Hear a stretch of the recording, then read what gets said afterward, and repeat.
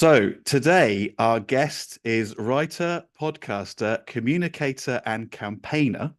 He was Tony Blair's press secretary and director of communications, but is probably best known for playing football with Maradona and the bagpipes with Bilk. It's Alastair Campbell. How are you? I'm very God, well. How are you? I'm fine. God, I forgot about Campbell. Yeah, I take it he that wasn't playing was the bagpipes no. He was on the sax, I think. on the sax, right? Okay. Yeah, yeah. Where That was was a that? long time ago. That was at Cambridge. I Okay. was at university. He was doing it. He was playing at May Ball and got the bagpipes out. Well, Yeah. it's slightly surreal to have you on the podcast, Alistair. And I don't know whether we should talk about how you came to be here or just crack Well, I on. think you should. I think you should tell your listeners because it shows your boldness. Well, thank you. Yes. Well, I was at a commercial conference in my day job when I work for a construction firm. I was at a commercial conference down in London, flew down from Glasgow, and you were the guest speaker at the end of the day and did a very entertaining hour or so. And at the end, there was a Q&A. And I remember, I don't know whether I need to believe this out or not, but there wasn't seemingly many hands going up. And I said to my boss who was sat next to me, "Oh, fuck it." And I stuck my hand up and said, "Alistair, it was very entertaining. And I know, listen to your podcast, a big fan of your podcast. And I know you're an advocate for mental health and wondered if you come on my podcast or our podcast, being Paul's not here today, um, mind cake and just talk about mental health." And I saw your kind of shoulders slump because I can imagine you get asked to open I face do and a lot of things. stuff. Uh-huh. Yeah. And I remember well, how many, it's not really very fair that you asked me in front of 200 people. It's very difficult for me to say no. And I was like, yeah, that's exactly why I've asked you, Alistair. Yeah, Well, actually, no, you were more impressed than that. There were a few hands. I think you were the first question I called because it was in that moment where people are thinking, "Oh, will I ask? Will I won't?"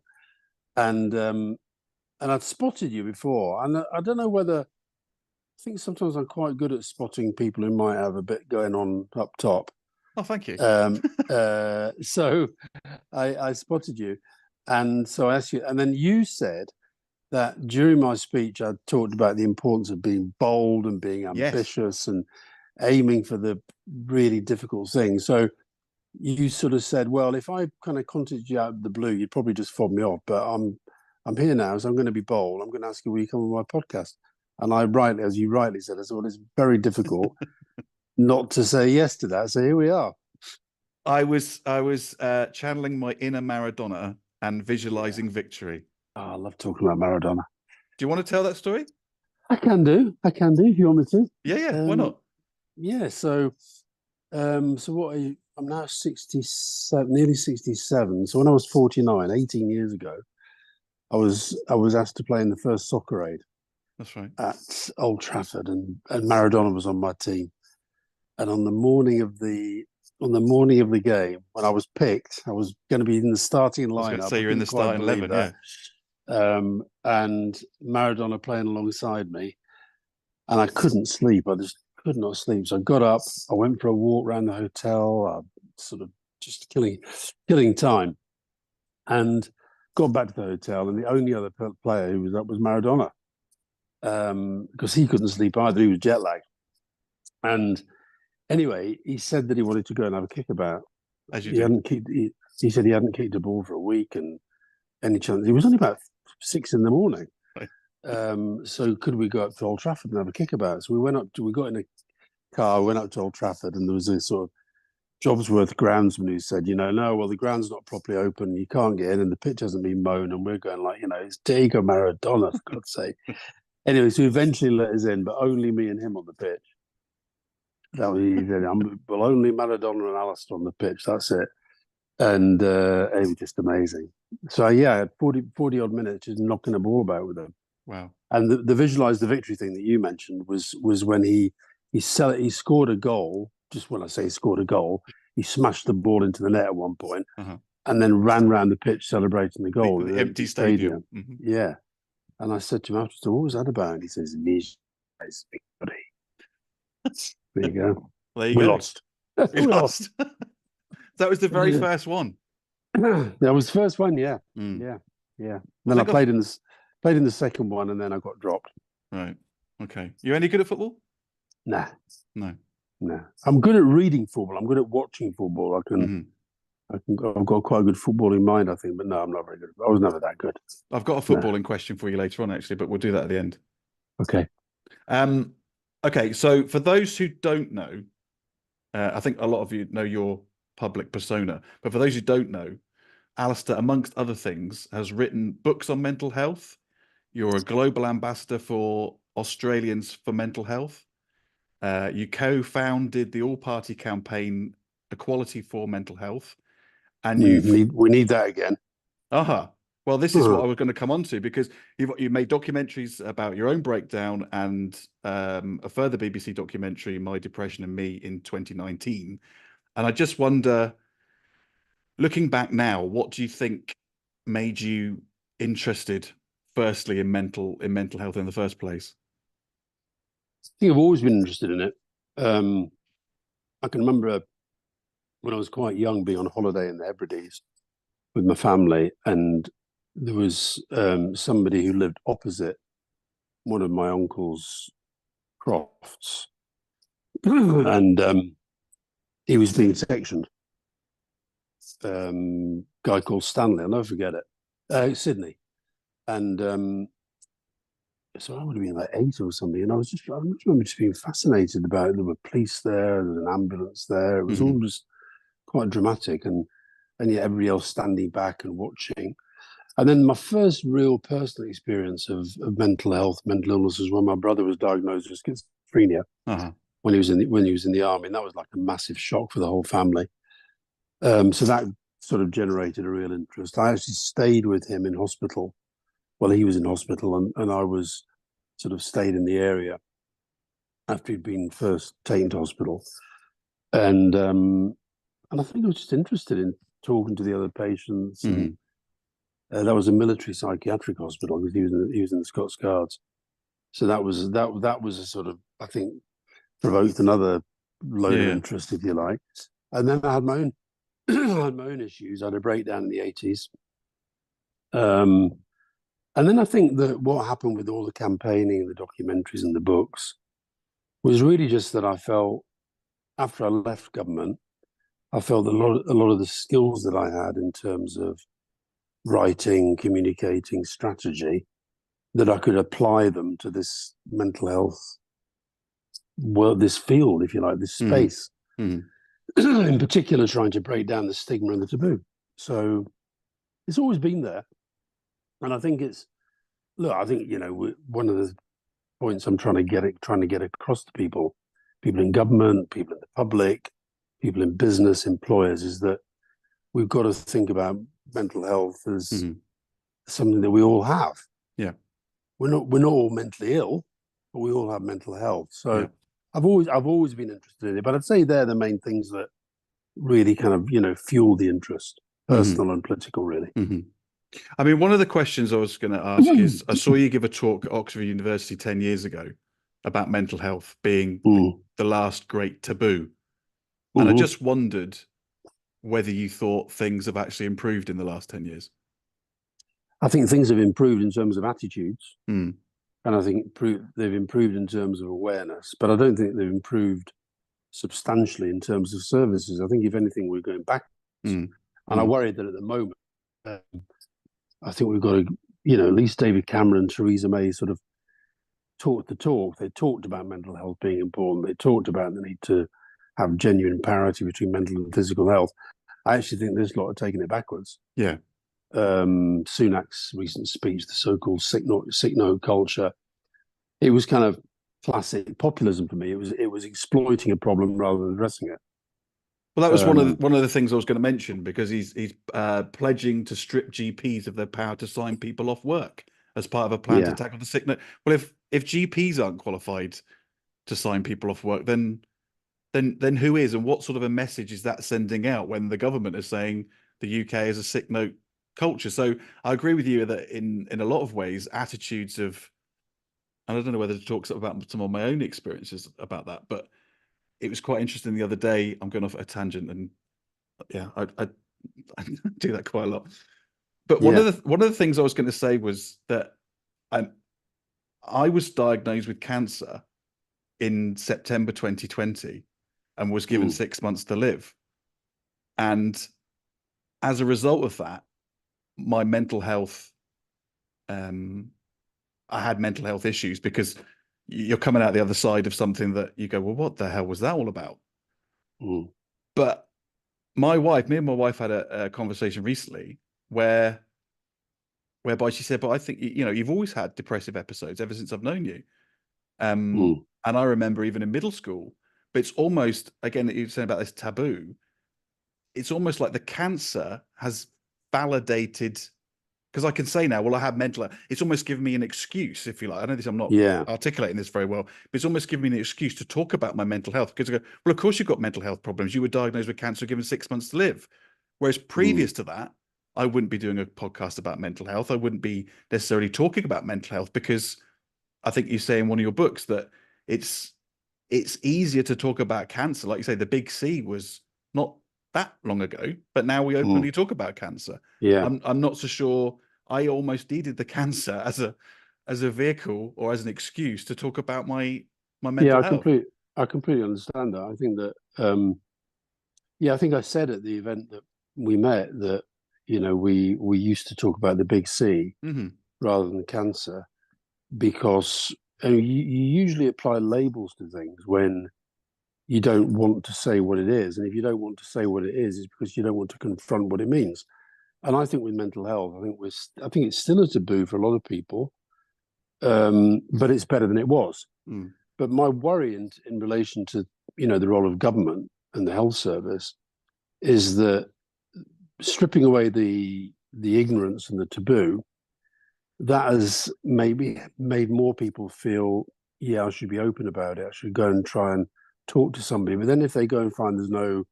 there's nobody to talk to, there's no services, there's nobody they can find to connect to, then I sometimes worry we're making things worse for some people. Hmm. Hmm. Um, but I think we've got to keep going. I think eventually, I mean, I really obviously hope there'll be a change of government, but I think it's going to take more than that. I think it's going to take a change of attitudes right across the piece for people to understand that we need to get to a more preventative approach to Yeah. mental health and well-being. And it goes back to this point that we've all got mental health. So, you know, we all know. I'll give you an example. So, like, you know, recently I had because I'm 66 now, and I got the old, you know, you're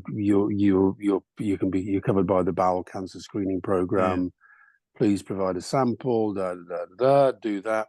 Turns out they want to see me. Turns out I've got 4 polyps inside my bowel. They Okay. take them out. Yeah. They take them out. Now, that's preventative medicine, It's 50 in Scotland. is it? Bowel Yeah, that's cancers. right. Yeah. That's Hmm. right. Yeah. I think he might be 50 now. Yeah, it started at 60, and I think it's coming lower. Right. Okay. So anyway, but that's preventative Yeah. medicine. Yeah.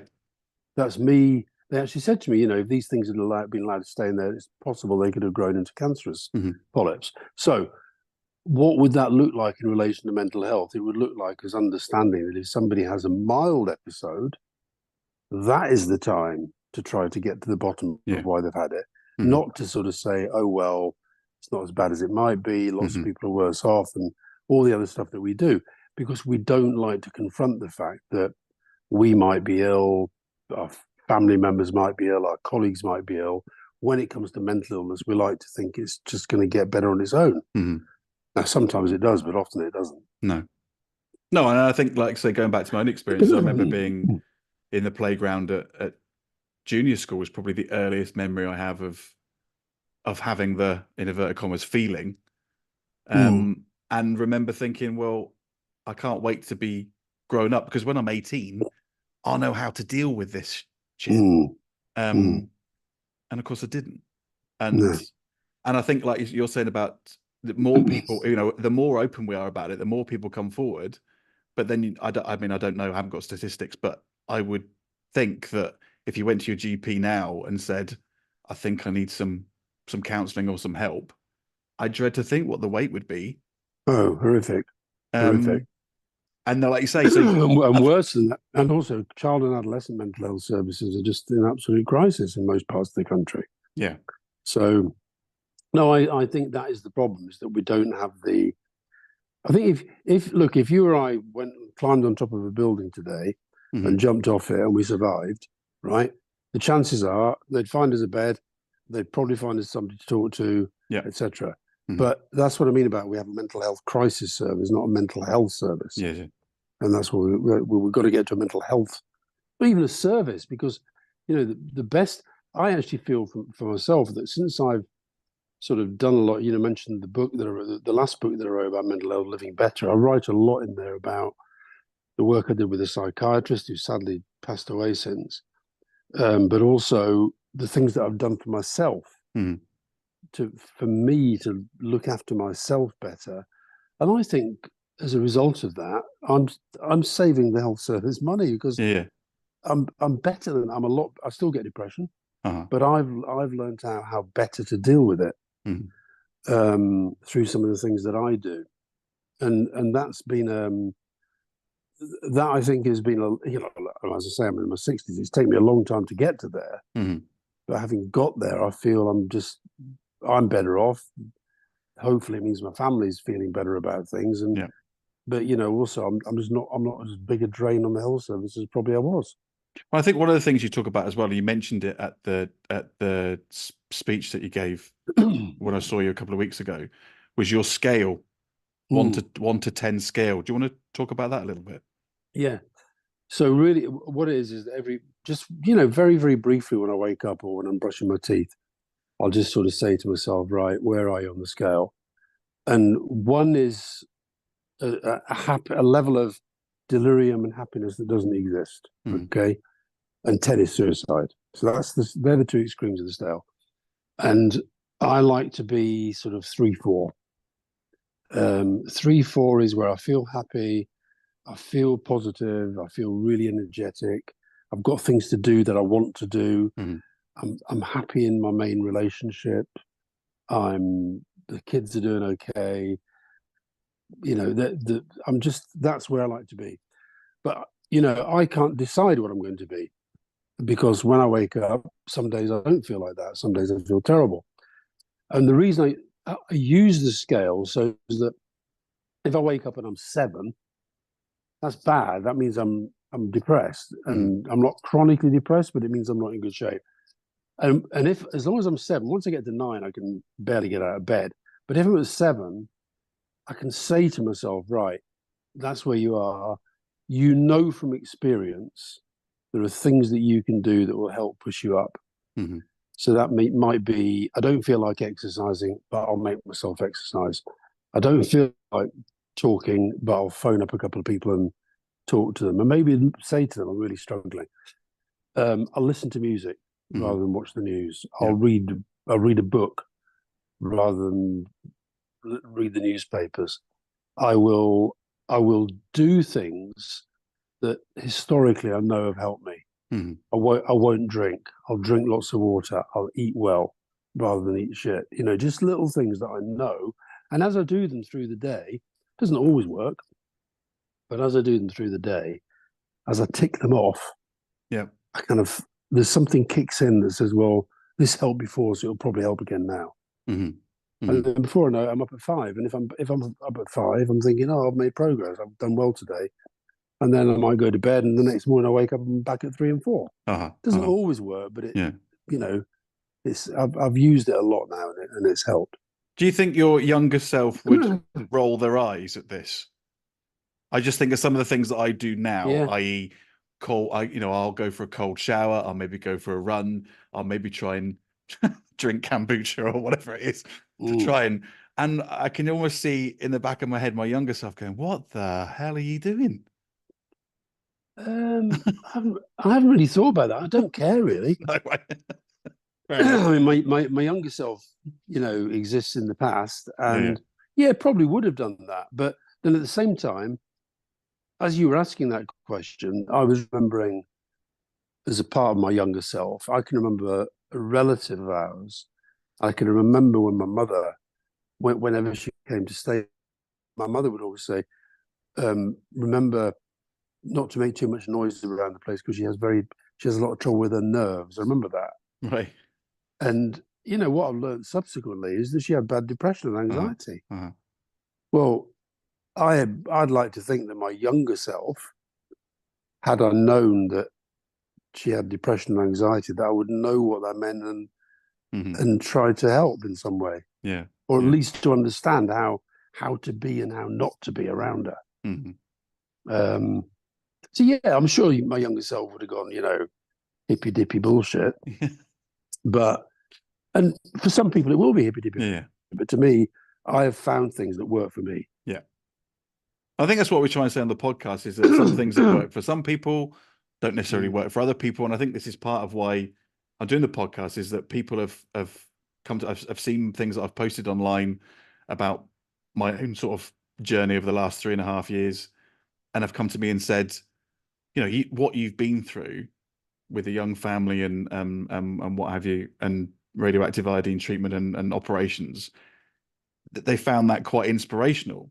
Now, I don't see that inspirational because I think you've just got to, if you're put in that position, you just kind of need to do what you need to do.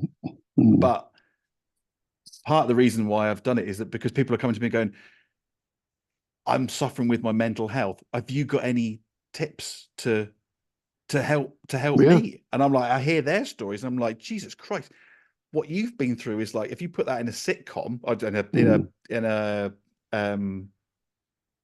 EastEnders, you'd be like, that's a bit far-fetched, but you're asking me for my advice. And like I say, we're all in this together. And that's the main reason we're doing the podcast is we're all in this together. And if we can reach a handful of people that it helps and we're exploring different ways that you can maybe, try and coping mechanisms and whatever, and talking to people like yourself about their stories. I just think that's, just trying different things and then finding out what works for you. Yeah. Uh-huh. No, and I get so when did I write Living Better? It was 2 or 3 years ago now. But I'm still getting letters from people saying this helped me, that helped me. I've had letters from people saying, I had a letter not long ago, an email from somebody who said that their dad had given them the book, and it had sat on their bedside for ages, and actually one day this guy said he just killed himself. And he worked out how he was going to do it. He worked out where he was going to do it, and he didn't know why, but something made him pick up the book. And he read the book, and he said he read it in a couple of sittings. And he's and he said, look, it saved my life. It stopped me doing what I was going to do. Which is massive. Yeah, it's great. And I've not met the guy. I don't know him. Hopefully one day I will. But and you get loads of sort of feedback like that of people who are saying, that thing you said about. I mean, I've got this thing about stress when I feel real stress coming, I do this thing with and a number of people I've said that to, and then they said, "Oh, I do that now," and I find it really helps. Yeah. I don't know why it helps me, but it does, and I don't know why it helps them. So and I think sharing those things, and other thing about when you're feeling stressed, listen to music, not the news. I mean, if you're not into music, that probably means nothing, but to somebody who's into music and understands the kind of power it can have when you're feeling low. Sometimes to make you feel worse, but sometimes to make you feel better. Then am I right in saying that you love a good national anthem? Well, I like a good national anthem. There's a lot of bad national anthems. No, yeah, I like my favourite national anthems. French is pretty good. I play quite a lot of them on the bagpipes. I was going to say, yeah. I saw you. What was that thing that so you recently in Athens? I saw on Instagram. What was that thing you were playing? It was like a homemade bagpipe that guy made. Is that what it was? Goat skin. Right. Yeah. Amazing. I didn't play it very well. I'll tell you what, it's really funny as well. I posted a picture, and the chant of it where you do the fingering where the notes come. Yeah. And the chanters, the guy, it was all homemade. Everything was homemade. And so anyway, I posted a picture of this chanter thing, and one of my followers on social media, asked one of these artificial intelligence tools what it was, and it came back, said it looks like a homemade weapon. or self-defense tool. So that, you know, AI may be clever, but it's not as Yeah. clever as it's not as clever as music. No. Yeah, no, I don't. I mean, it's just that so I can play obviously Fly Scotland. I can play the Welsh national anthem. I can play the Ukrainian national anthem. Okay. I've got not bad on the Irish. Yeah, it's not I love a national anthem, but you know Rousing. yeah, they can be. I mean, some Mm. of them are terrible. Some of them are bilge. Let's be honest. Our own is not the best, is it? No. No. It doesn't get your heart soaring. Not really. No. Mm. I was going to touch on obviously your scale of 10 suicide. Yeah. And I think something that was pertinent to me sitting, like say, in this construction field, I was looking at some statistics, and the World Health Organization is saying over 700,000 people take their own lives each year.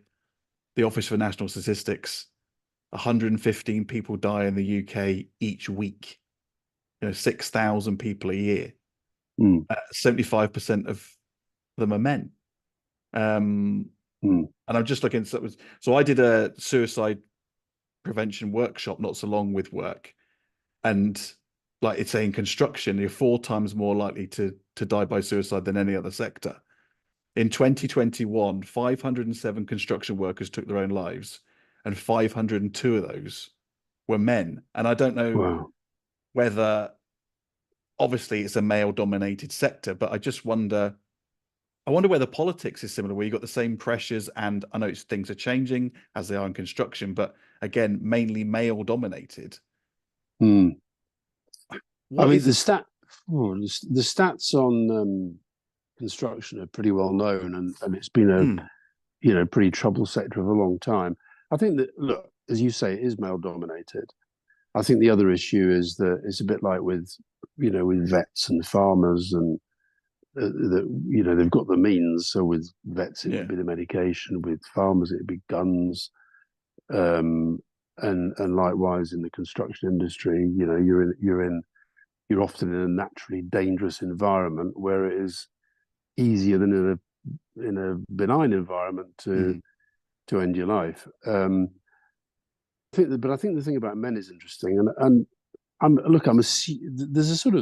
there's an assumption that the reason is that women are much more open and much more prone to vent and to say how they're feeling and so forth. And, I imagine that's part of the case, but I suspect there's something else going on that we don't necessarily fully understand. And I think in politics, it's funny enough, just before we started the call, I was reading a German newspaper this morning, and there was a huge piece about how much an increase in violence in German politics against German politicians. Oh, really? Literally being attacked in the street. I mean, the numbers are relatively low, but there's been a big increase, and so this kind of hatred is becoming normalized, which does make politics, I think, a lot harder than it used to be. And the other thing I'd say, I think I said this in Living Better. You can argue that politics, in many ways, it's a laboratory for mental ill health. In many ways, you're often away from home. The pressures are pretty relentless. You're constantly being judged, which most people don't like. You're constantly, particularly now with social media, you're constantly being abused if you've got a high profile. You feel that you're within families. I think it's difficult. I mean, I've got my own experience of this, where you're so committed to your politics and your work that you're constantly feeling that you're not quite the parent or the partner that you should be, and maybe your kids and your partner's feeling that as well. And added to which, you're in an environment where, particularly for elected politicians, I mean, even though most of them have got absolutely no chance of getting to the top, most of them think they could. And they're sort of, they're in this kind of zoo-like atmosphere the whole time of who's up, who's down, and mistakes get exaggerated, and your successes don't get celebrated. So it's not a great place for mental health and well-being. And added to which, I mean, it's changing now because the hours are changing. But I think the alcohol culture in politics has been pretty strong down the years as well. Yeah. So that's what I say about it being something of a laboratory of mental ill health. Mm-hmm. Mm-hmm. Well, no, that's been very interesting, and thank you. Because I can't stop saying thank you so much for coming on. Do you mind if we finish with a quick fire round? Go on then. Okay, so question one: will Trump be the next president? No, Will Sunak be the next PM? no, Do you think Boris or maybe even Nigel Farage will be the new Tory leader if they lose? no. Do you think it's more likely for Burnley to survive the drop or Scotland to qualify from their group in the Euros? I think it's more likely for Scotland to qualify. It's not looking. When are you playing? Thursday. We're playing Tottenham on Saturday. Yeah, and if you lose that, And that's it, isn't it? Game over. if we lose that, that's it. And then if we win that, we've got to beat Forest, and we've got to Forest on hope the that last. Luton. And we've got to hope they lose to Chelsea. We've got to hope that Luton don't do very well either. I'd go with Scotland as well, I think. I think Scotland got a chance to qualify because, in quite a few of the groups, 3 teams are going to go through. Yeah, I think it's all bar 2 of the groups. Yeah, the top 3 will go through. So yeah. I would, yes, if I was a betting man, I think my money would be on Scotland as well. Yeah, so one win, and it'd be great because the third game, I'm going to go to the game in Stuttgart. I think they're playing Hungary. Oh, okay. And that'd be great. That'd be a win against populism and Orban. Absolutely. Are you a fan of VAR? No. Well, I'm a fan of VAR in cricket and rugby league. Okay. Because they make it part of the spectacle. Yeah. What I cannot stand is when you have an incident. We had one recently where it took the guy. I mean, fair enough, we got a penalty out of it, but it took the referee. It took minutes of earpiece. Nobody knew what was going on. Then he eventually looked at the screen and he gave a penalty, and it was for something that you couldn't see when you were just in the crowd. You couldn't see it. Whereas what happens in rugby league and cricket is just like it's some of the replays. It's a work of art. Right, it's brilliant. But the rugby league, and to a lesser extent rugby union, you're seeing it and you're hearing it in real time. So it's part of the spectacle. No, VAR in football is just a joke. Yeah, no, it does. It does seem. Added to which, we've had so many. We'd basically be qualifying for Champions League if it wasn't for bad referees. And there's a slight exaggeration, but I know what you mean. Okay, a very big exaggeration. Okay, am I right in saying you've been on The Apprentice? Yeah, charity version. Charity Apprentice, and you were on the show The Prime Minister. Make Me Prime Minister? Make Me Prime Minister, yeah. Have you been asked to do Strictly or I'm a Celebrity? Both, many times. And it's not something you'd consider? Never do them. I would never do them. I did Make Me Prime Minister because I thought it was a useful way of showing how hard politics is and how much it matters. And I did Comic Relief does The Apprentice because I fell victim to the charity card. But no, I think doing not that I'm ever obviously going to be asked, but I think either Strictly or I'm a Celebrity would be, in terms of mental health, if nothing else, that would be awful. Why would anyone want to put themselves through that? Yeah, although you talk to people who've done it, they say they absolutely love it, best time of their lives, etc. But no, I think from my perspective, I just think, I think you got to watch your credibility in these things, and I know we live in a kind of, you mentioned Johnson earlier. Johnson is a sort of symbol of the kind of fusion of politics and entertainment, but it's really dangerous, and I hate it. Just going back to that, you don't think he'll get back if hopefully if Sunak, I don't want to put my colours on a mast, but if Sunak does get defeated, you don't think Boris will? I don't know where they go from there. Well, they'll probably go to the right. I think Farage long term is I think he's always had a sort of the idea of the Tories imploding, and he does a kind of reverse takeover. But I think that one of the reasons, if Labour win and if they win well, one of the reasons is that this whole sort of really right wing populism is being rejected. So why would you go back to it? Yeah. And added to which, Johnson shouldn't, given the damage he's done to the country, both through the Brexit stuff and through the debasing of standards in public life when he was prime minister and so on. Johnson shouldn't be allowed back. If they decide to go back down that route, they are done. They are done. Well, let's hope they're done a little bit before then. Exactly. And finally, then going on to that, the final question: if you were in government, what one thing would you do you think, to improve mental health in this country? I think if it was only one thing, it would be to build on this model of mental health hubs in schools and actually have them in workplaces as well. And I think the other thing I'd do is maybe we should all get trained in mental health first aid. Yeah. Because I think a lot of this is about people looking after each other as well as expecting the state to pick up the pieces. No, absolutely. Alastair, that has been all right, mate. Absolutely brilliant. Thank you so much for being a good sport and giving up your time. And yeah, no, brilliant. Thanks ever so much. Take care. All the best. Take care. Cheers. Bye-bye. Bye. Let's start a podcast about